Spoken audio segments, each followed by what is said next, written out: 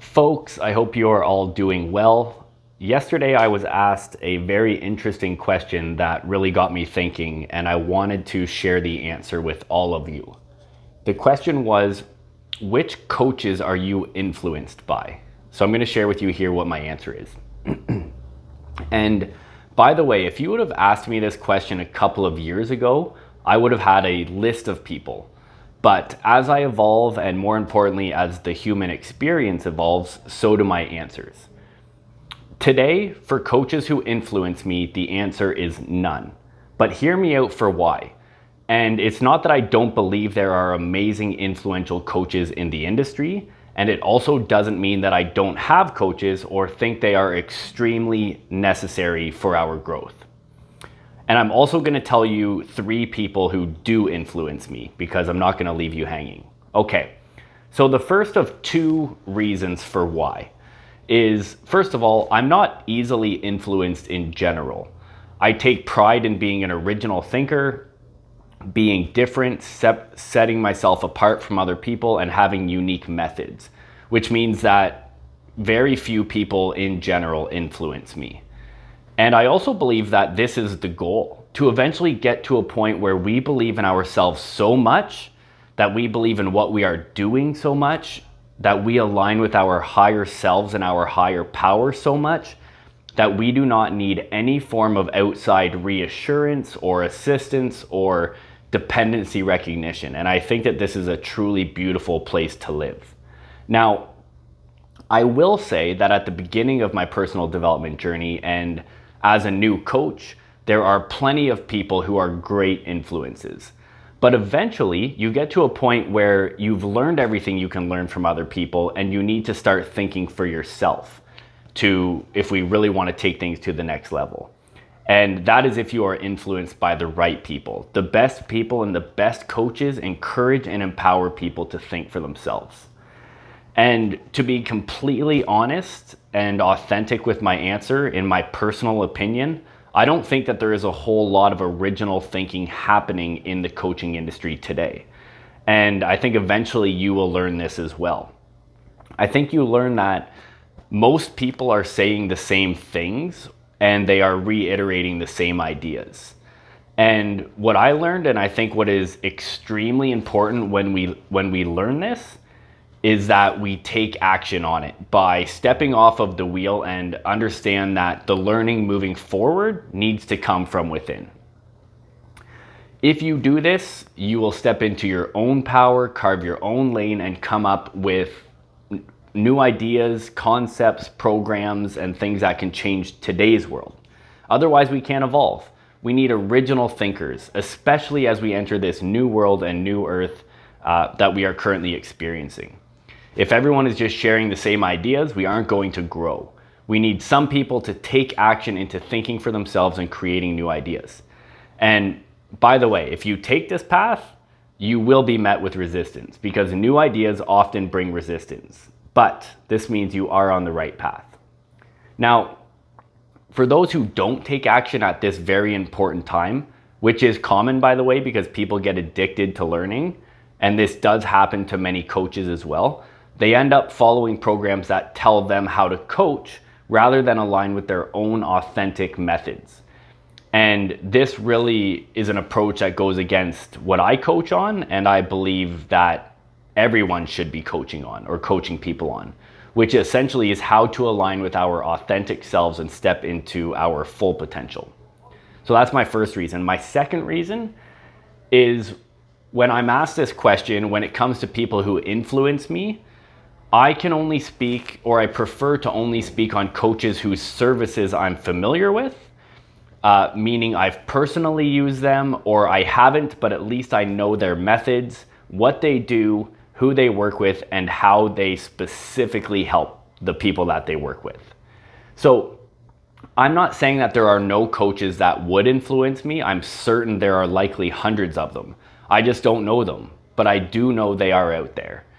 And what I'm going to do is I'm going to share about the services I do know, but then I want to come back to this idea for a second. So there's 2 that I've personally used, and they are the most reputable in the business and also the most expensive.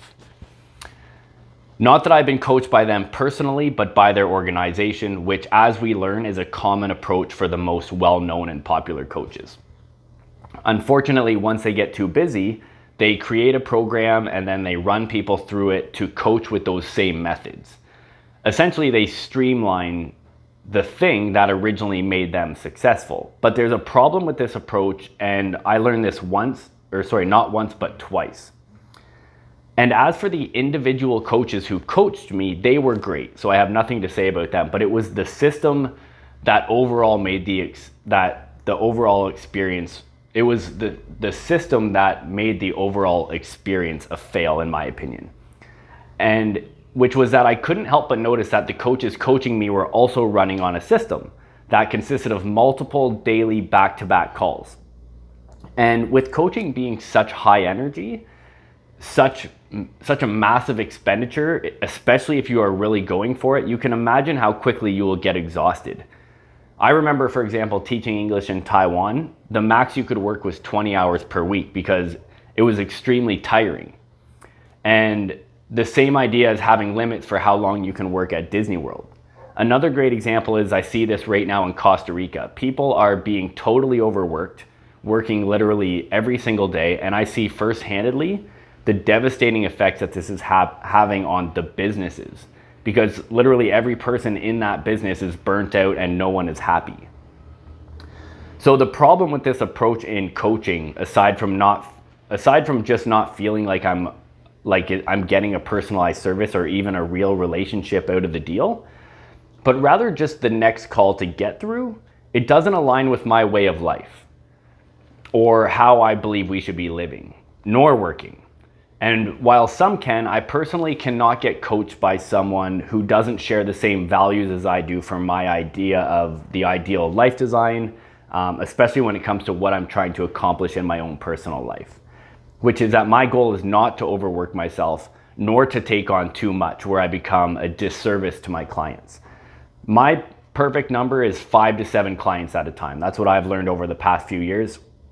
Ideally 5, but I can take on 7 and still enjoy my life fully, which results in allowing me to coach at the absolute highest level.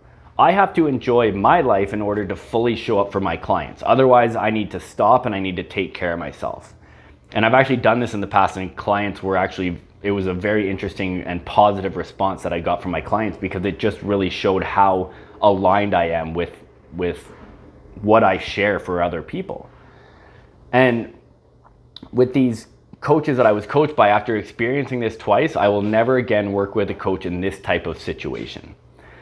And let me share a quick life story to kind of show a metaphor for this. I worked in real estate for 10 years. And when I first started, for probably, I would even say up to the first 5 years, and especially the first 2, I would have done absolutely anything for my clients. It was the absolute best service in the market.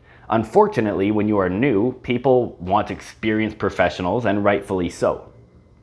However, the ones who get too busy then become no longer available. So they hire other people who just aren't the same in carrying the vision. Or you get a subpar service because they don't care. So when I look for a service, I look for someone who is fairly new, but also one that my intuition guides me to tell me that they are diligent in practicing professionally. And what is the purpose of knowledge without putting it into action? So in saying that, learning this, I learned that the secret to offering the absolute best coaching service on the market at the highest level possible is that I need to feel like I'm new, but have the experience of a veteran. And the way to do this is to not overwork yourself. And also, when you learn to escape the matrix and step away from man-made constructs, one being consumerism, you learn that you can live with needing much less, which allows you to work less and enjoy life way more. And this is essentially the ultimate secret that no one talks about, which I won't go too far into this, but essentially the idea is wanting to keep that freshness in your business, that if you are overworking or working too much or working back-to-back calls every single day, is definitely only a matter of time before you lose that sense of energy. So I'm going to wrap this up before I I wrap this up, I want to touch on this last point, which is that there are so many amazing coaches out there, and how I just mentioned that I don't know who they are, and I'll likely never know. And the reason for this is for two reasons. Number one, coaches are taught how to coach in the certification process, but not how to be an entrepreneur, not how to run a business, not how to market themselves, and not how to get clients. And the unfortunate reality is what we all end up learning as coaches is this is actually 80% of the business. And if they don't get some help, it is being pushed through the if they don't get some help, then it's going to be being pushed through the same streamlined process that every other coach goes through. And rather than popping out the other side into a blue ocean, it is read from the thousands of other coaches who are already swimming in there and hunting for the same thing because they're using the exact same approach with all of their business methods. Now, for some reason, most coaches don't, the second reason I should say, for some reason, most coaches don't tell anyone specifically what they do. And even worse in a lot of cases, who they work with. And this goes back to not knowing how to market and sell themselves. And like it or not, this has to be learned if coaches want to be able to actually coach. So I'm not sure if they don't know or if they don't want to give away their secrets, but either way, I believe it is the wrong approach. And my goal moving forward is really to change this, because I know, like I said, there are hundreds, actually I would say there are hundreds of thousands of coaches out there who would make an incredible impact in changing the world, but because they struggle with getting in front of clients, they're unable to offer their incredible service. So, okay, I'm gonna wrap this up. I'm gonna tell you 3 people who do influence me, because I don't wanna leave you hanging. Number 1, Kanye West. Why? Because even being one of the most famous people on this planet, he stays authentic to himself. And most importantly, he shares all of himself with the world. He hides nothing, which is why many don't like him, but he doesn't care, and we desperately need more of this in the world. He's also a sick beat maker, of course, and a rapper, and has a self-confidence and belief that I think we all should aspire to have.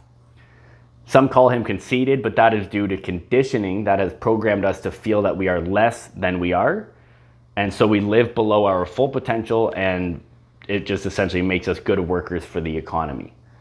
Number 2, Jim Carrey. Why? Because even with fame and fortune, he promotes what is really important in life, and I find that it is sad that there are so few who do this, which at the same time makes me admire him even more. Not only did he not lose his way, he is not scared to share his opinions, and he does not care how he is viewed by the public eye. Number 3, for the person that influences me, is myself. Why? Because I believe we should all influence ourselves. I believe we should all be our biggest supporter and our biggest fan. And for me personally, it took a lot of work for me to get to this place. Now, not only for this reason, but also as a coach, I truly know that I am carving a path that is going to change the world. How do I know this? Because I've seen 2 of my coaching programs be used by coaches that I'd say are probably in the top 15 in the industry.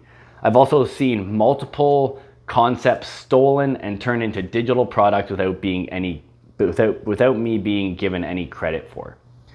Now, this doesn't bother me because it isn't about the program, it's about the passion behind it.